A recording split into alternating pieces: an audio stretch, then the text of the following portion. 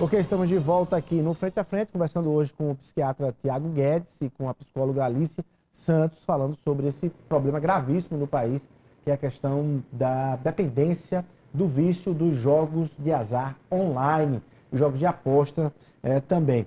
Vamos falar de tratamento. A pessoa já está ali com diagnóstico de dependência grave e tal. Quais são, nas áreas respectivas aí, quais são os tratamentos que serão e que são adotados para essa libertação?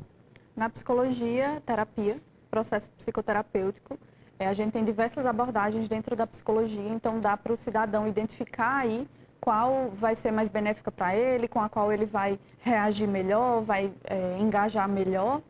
E uma das principais é algum tipo de abordagem que trabalha essa questão comportamental, porque como o Dr. Tiago falou, esse start do comportamento de vício, ele precisa de uma intervenção focada justamente para entender o que está gerando esse comportamento, mas, sobretudo, quais gatilhos têm colaborado para que esse comportamento seja reproduzido. Então, na psicologia, processo psicoterapêutico urgente, terapia. Na psiquiatria, medicação ajuda bastante. E é muito importante também quebrar a ideia de que as medicações também vão deixar o paciente com dependência, com vício e nada disso. As medicações que tratam dependência de jogos e dependência química não são medicações que vão causar nenhum tipo de dependência. Eu não vou estar trocando uma dependência por outra, tá?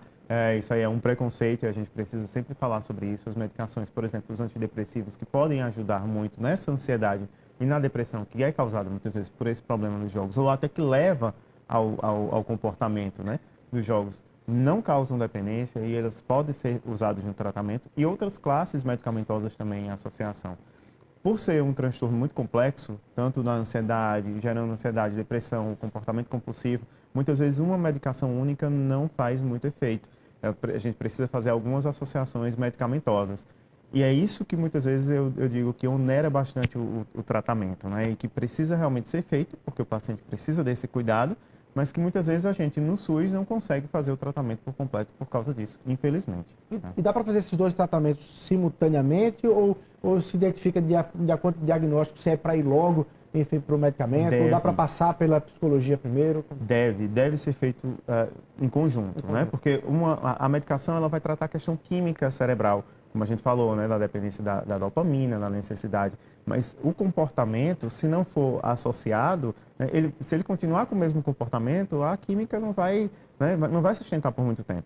Então, eu sempre costumo dizer, a medicação, né, é como se eu tivesse, o transtorno é como se eu estivesse caminhando sobre espinhos. A medicação é como se eu botasse uma bota e eu conseguisse caminhar pelos espinhos. A terapia vai fazer você desviar desse caminho. Que bacana. Então, e não precisar mais de botas. E não precisar mais de botas e caminhar sozinho. Então, é fundamental a associação. Que bacana. Parabéns para vocês trabalhando, assim, atuando em áreas diferenciadas, mas juntos, né, em prol, em favor de uma causa maior aí. Doutor Tiago, queria agradecer, obrigado pela sua presença aqui no Frente a Frente. Enfim, vai ser convidado mais vezes, viu? Obrigado. Eu que agradeço. Muito bom aqui. Bom demais. Doutora Alice, muito obrigado mais uma vez pela sua disponibilidade de sempre, viu? Eu que agradeço e parabéns pela importância dada ao tema. Bom demais. Bom, vamos ficando por aqui. A você o nosso abraço. Muito obrigado sempre pelo carinho da sua audiência e até a próxima segunda-feira, se Deus quiser.